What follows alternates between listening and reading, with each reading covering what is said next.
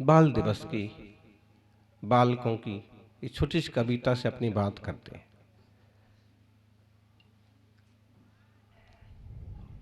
एक बचपन का जमाना था जिसमें खुशियों का खजाना था। एक बचपन का जमाना था जिसमें खुशियों का खजाना था। चाहत चांद को पाने की थी, पर दिल तितली का दीवाना था। चाहत चांद को पाने की थी, पर दिल तितलियों के पीछे दीवाना था। खबर न थी कुछ सुबह की, न शाम का ठिकाना था। थक कर आना स्कूल से, पर खेलने भी जाना था। थक कर आना स्कूल से, पर खेलने भी जाना था। माँ की कहानी थी, नानी की कहानी थी, परियों का फसाना था। बारिश में कागज की नाव थी, हर मौसम सुहाना था। रोने की वजह ना थी, कोई वजह नहीं थी रोने की, फिर भी जब रोना रो देते। जरा सा कुछ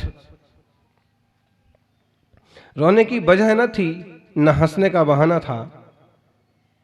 क्यों हो गए हम इतने बड़े, इससे अच्छा तो वो बचपन का जमाना था।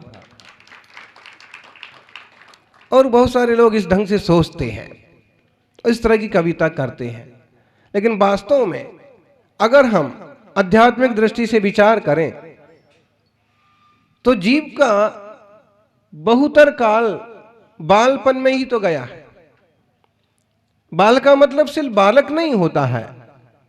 जब हम शास्त्रों में पढ़ते हैं तो मालूम पड़ता है कि अज्ञान वाला व्यक्ति भी बाल है, चारित्र से रहित व्यक्ति भी चारित्रवान है, ज्ञान से रहित व्यक्ति ज्ञानवान है, श्रद्धा से रहित व्यक्ति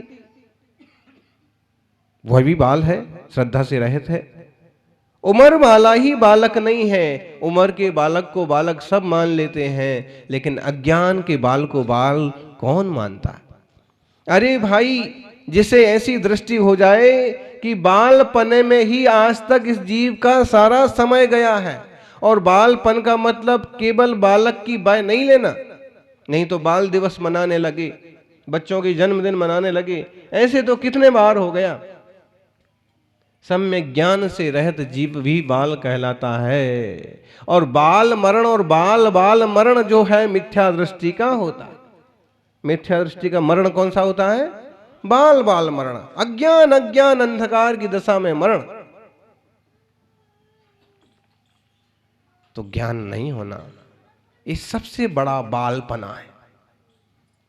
उम्र का बाल तो कभी समझदार भी हो जाएगा, लेकिन मिथ्यात्व और अज्ञान के बाल को समझदार बनाना कठिन है। अरे अनंत पर्याय बीत गई, अनादिकाल बीत गया, हम इस एक पर्याय को क्या रोते हैं, क्या देखते हैं, क्या बालक, क्या युवा, क्या बुढ़ापा, क्या बीमारी, क्या गिनते हो इसमें? ये भी तो एक तरह का अज्ञान है कि बुखार आ गया दुखी हो गए, बुखार उतर गया सुखी हो गए, इतनी सी बात है क्या? अरे जीव की तरफ से विचार करो, कितने बार ऐसे सुख भोगे हैं, कितने बार ऐसे जीवन मिले हैं, कितने बार ऐसे दुख मिले हैं, लेकिन आज तक सम्यक ज्ञान का मार्ग नहीं मिला। ज्ञानी जो होता है बाल, युवा, वृद्धावस्था, बीमारी आदि अवस्था से अलग अपनी शुद्धात्मा का विचार करता है, चिंतन करता है। ये सब कुछ बदल रहा है, फिर भी मैं ज्ञान घन भगवान आत्मा। लेकिन बालपने में ज्ञान न लहियो, तरुण समय तरुणी रत रहियो, अर्ध मृतक सम बूढ़ापनो, कैसे रूप लखे अपना। लेकिन लोग रीझते इसी पर हैं। बालपन बोले तो बचपना, और ये भी सत्य है कि छोटे छोटे बच्चों को ज्यादा ज्ञान नहीं होता है, ज्यादा समझ नहीं होता है, क्या अच्छा है क्या बुरा है, कुछ भी कर बैठते हैं, कुछ भी खा लेते हैं। लेकिन बच्चे ही ऐसे होते हो? नहीं, ज्ञान बाल लोग भी ऐसे ही होते हैं। बूढ़े हो जाते हैं लेकिन व्यसन नहीं छोड़ते, बूढ़े हो जाते हैं लेकिन गंदा खाना नहीं छूटता, मरणासन हो जाते हैं फिर भी धर्म ध्यान का नाम नहीं समझ में आता। बोलो उसको क्या कहेंगे? वो बाल नहीं है। बूढ़ा हो करके भी वो बालक है, उसे खबर ही नहीं है कुछ कि मेरा स्वरूप क्या है, मैं कौन हूं। ऐसे बहुत भाव बीत गए। आचार्य देव गुणभद्र स्वामी आत्मानुशासन के 193 श्लोक में कहते हैं, आत्महितकारी आचरण कर, आत्मा के लिए नुकसान देने वाले कदम मत उठा। वो तो चल ही रहा है। सौभाग्य से पता नहीं हमने कौन सा अच्छा कर्म कर लिया कि आज इंसान बन के बैठे, नहीं तो जितने इंसान हैं उससे 1000 गुना जानवर है।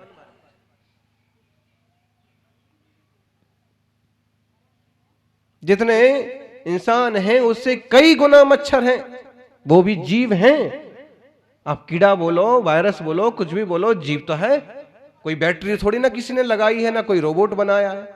वो अपनी जान से उड़ रहा है, अपने ज्ञान से काटता है, अपने खुद की, उसकी भी अपनी आकांक्षाएं हैं।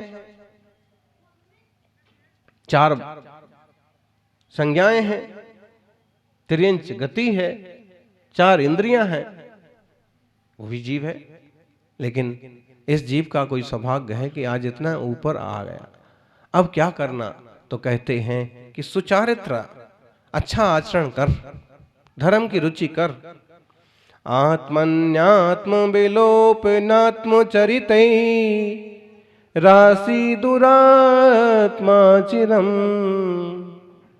स्वात्मा स्या सकलात्मनीन चरितै रात्मी कृतैरात्मनः आत्मेत्यां परमात्मतां प्रतिपतन् प्रत्यात्म विद्यात्मका स्वात्मोत्थात्म सुखो निषेधसि लसन् नध्यात्म मध्यात्मनः। आत्म विनाशक आचरणों से हुआ दुरात्मन तू चिरकाल, निज हितकारी आचरणों से उत्तमात्मा हो तत्काल। स्वयं साध्य परमात्म रूप होकर पाएगा केवल ज्ञान, निज से ही उत्पन्न अतीन्द्रिय सुख भोगेगा तू भगवान। बड़ा अच्छा संबोधन किया है। तू भगवान आत्मा, अथवा होनहार भगवान, अथवा भगवान होकर के तू परम सुख भोगेगा। बड़ी महत्वपूर्ण बातें हैं। आत्मान्यात्मनि आत्मनि आत्म विलोप नात्म चरिरई। हे आत्मन, वो ज्ञानी, तू आत्मज्ञान को नष्ट करने वाले विषय कषाय आदि की प्रवृत्ति करके चिरकाल से दुराचारी हुआ है। चिरकाल से, आज का नहीं है। ये जो व्यक्ति भ्रष्टाचारी है, ये जो बलात्कारी है, ये जो बदमाश बेईमान आदमी है, यह आज का नहीं है। ये इसके जन्म जन्म के खोटे संस्कार हैं। हमारा तुम्हारा जीवन इतना कैसे बदल गया? कौन से पुण्य के उदय आए हैं कि सही धारा में चलने की कोशिशें चलती रहती हैं, वरना इनके संस्कार जन्मों जन्म के हैं। दुराचार के, विषयों के प्रति, कसायों के प्रति आदमी बहुत जल्दी लपकता है। खाने पीने की बढ़िया वस्तुएं मिल जाएं तो जल्दी टूट पड़ता। सुंदर रूप दिखें तो बस उन्हीं को अपनी आंखों में, मन में संजोई फिरता। जबकि वो पदार्थ तेरा हो जाएगा क्या? आदमी अपना इतना चित्त बिगाड़ता है दिन भर में, जो भी दिखा बस ये मुझे मिल जाए, ये बहुत सुंदर है, बहुत अच्छा है। और जो कुछ भी इतना लालच करता रहता है, इतना आश्रव बंद करता है, मिलना कुछ नहीं है। और मिल भी जाए ना, एक ही मिली है, उसने जिंदगी में बाजे बजा रखे। और तुम जिन जिन की नीयत खराब करते हो, सब मिल जाए तो तुम्हारी भुजी बन जाएगी, जीना मुहाल हो जाएगा। सिर्फ लोग गंदी सोच से अपना नुकसान ही करते हैं। और इसलिए प्रभु समझाते हैं कि इस तरह की वृत्तियों से तू चिरकाल से दुराचारी है। तूने दुराचरण किया हो ना किया हो, तेरा मन ऐसे ही चलता है। और इसलिए अब तू इस जंजाल को छोड़, निज हितकारी आचरणों से उत्तमात्मा हो तत्काल। अच्छे आत्महित करने वाले आचरण से तू उत्तम आत्मा बन जाना। अच्छे आचरण वाले को उत्तम आत्मा बोलते हैं। अपन यहाँ भी बोलते हैं महात्मा, महान आत्मा है साहब, वो महात्मा है। कभी कभी ग्रस्तों में भी बोलते हैं कि इंसानों के बीच में वो एक महात्मा जैसे है। महात्मा मतलब अच्छा आचार विचार, अच्छा सोच, अच्छी समझ, अच्छी चाल ढाल, महात्मा बन जा तू, उत्तम आत्मा बन जा। कैसे? निज हितकारी आचरणों से। क्रोध मान माया लोभ आदि कसाय के परिणाम नुकसानदायक तो हैं, जीव को ये क्यों समझ में नहीं आता है, बल्कि इसमें अपनी अच्छाई मानता है कि तुमने मेरा अभी क्रोध नहीं देखा। कभी कभी अपनों पर ही कभी नाराज हो पड़े नहीं तो क्या बोलता है, बेटे तुमने हमारा प्यार देखा है, हमारा गुस्सा नहीं देखा, वो भी दिखा दो। ये प्यार भी तुम्हारा फिजूल का है और ये गुस्सा भी फिजूल का ही है। न तुम्हें आत्मा की समझ है और न तुम उसे भी आत्मा समझ रहे हो।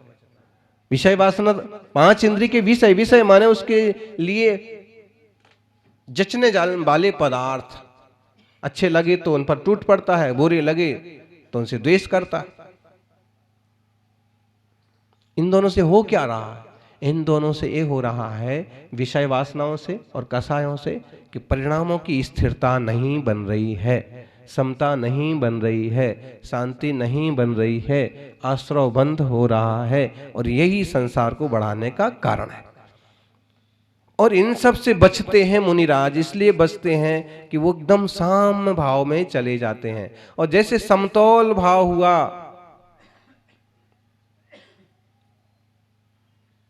वैसे ही संबर नजरा का रास्ता खुल जाता है, आत्मा परमात्मा हो जाता है। कर्म की निर्जरा हुई, शुद्धता बढ़ी।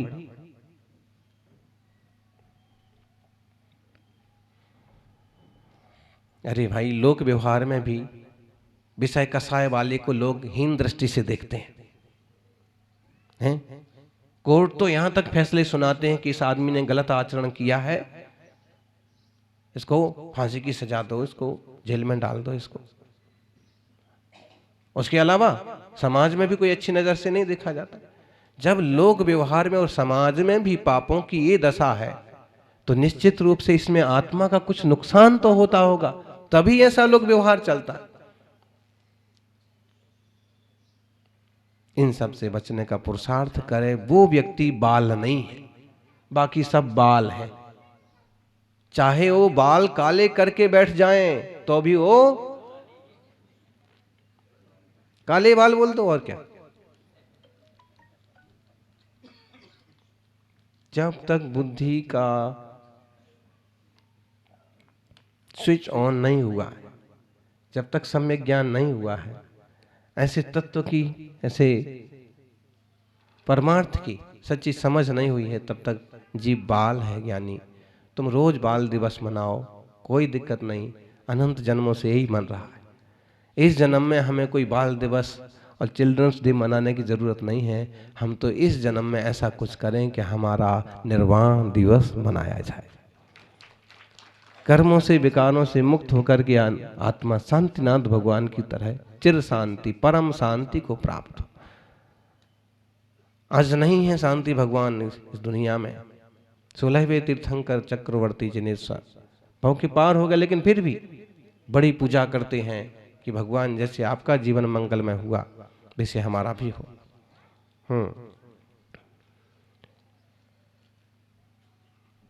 सज्जनों,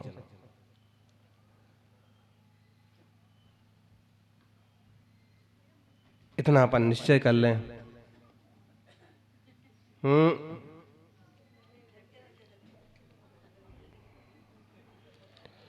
इसको कहते बाल। ना समझी ऐसी वस्तु लेके मंदिर में घुसेंगे तो तरह तरह के ना समझ लोग होते हैं, इसी चीज से अपना ही नुकसान हो वही काम करते हैं।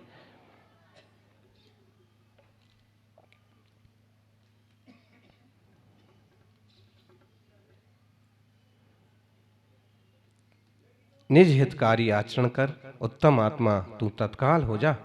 स्वयं साध्य परमात्म रूप होकर पाएगा केवल ज्ञान। तुम अपने आप को साध्य क्यों नहीं करते? हमारे लिए साध्य क्या क्या नहीं है? दुनियादारी की सारी चीजें हमारे लिए साध्य हैं। साध्य मतलब मुझे ये चाहिए, मुझे ये मिलना चाहिए।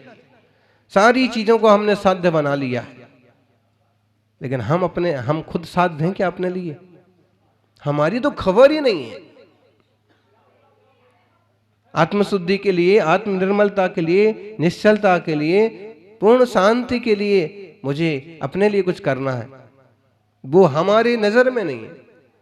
हमारे से मतलब कभी हम सोचें तो हम बॉडी तक आते हैं। हाँ, शरीर स्वस्थ होना चाहिए, बुद्धि एकदम बढ़िया होना चाहिए, टिप टॉप बॉडी होना चाहिए, यहां तक सोचते हैं लोग ज्यादा से ज्यादा। उसके आगे का नहीं सोचते हैं कि मेरी चेतना के लिए क्या, ज्ञान स्वभाव के लिए क्या। बॉडी तो है, होती रहती होगी, है। रावण, कंस, राम, महावीर जैसे भी सभी तरह के लोग गए हैं, कोई ऊपर गए हैं, कोई सब जाएंगे आगे पीछे, आंख हैं, हाथ पसारे आंखें नीचे। ऐसे में अकेले बॉडी की चिंता फिक्र करना कोई बुद्धिमानी नहीं है। सज्जनों, निज से ही उत्पन्न अतीन्द्रिय सुख भोगेगा तू भगवान। निज से उत्पन्न अतीन्द्रिय सुख, 5 इंद्रियों की चंचलता से जो कुछ लग रहा है हमें वास्तविक सुख नहीं है। अतीन्द्रिय सुख, इंद्रियों की चंचलता को रोक करके सहज स्वरूप की दृष्टि करके निज में उतरना, अतीन्द्रिय सुख। इंद्रियों के प्रयोग से जो हो रहा है ना, वो इंद्रिय सुख है, लेकिन इसके बिना भी सुख हो सकता है। आप कहोगे तो असंभव है, कैसे हो सकता है? यही करने वाले तो भगवान बनते हैं। कैसे? इंद्रियातीत स्वरूप का, स्वरूप निज स्वसंवेदन दशा का अनुभव करना। यानी यूं हमारा मन बालक के जैसा होना चाहिए, साफ सुथरा, कि कोई गलती हो तो हम तुरंत आलोचना कर लें, तुरंत प्रायश्चित कर लें। जैसे एक छोटा बच्चा अपनी माँ के लिए सारी बात बता देता है कि ऐसा ऐसा हो गया, चाहे कहने लायक हो चाहे ना कहने लायक हो, मन हमारा ऐसा हो, लेकिन बुद्धि हमारी ऐसी व्यवस्थित हो कि हम अपने आत्म कल्याण के लिए पुरुषार्थ करें।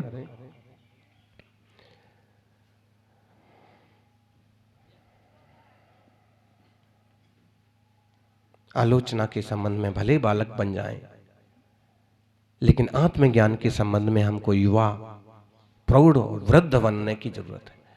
ज्ञान के मामले में हम हमेशा सावधान रहें, हम अपने स्वरूप की सुरक्षा करें और इस भव से पार जाने का सम्यक पुरुषार्थ करें। जय बोलिए 24 तीर्थंकर भगवान की।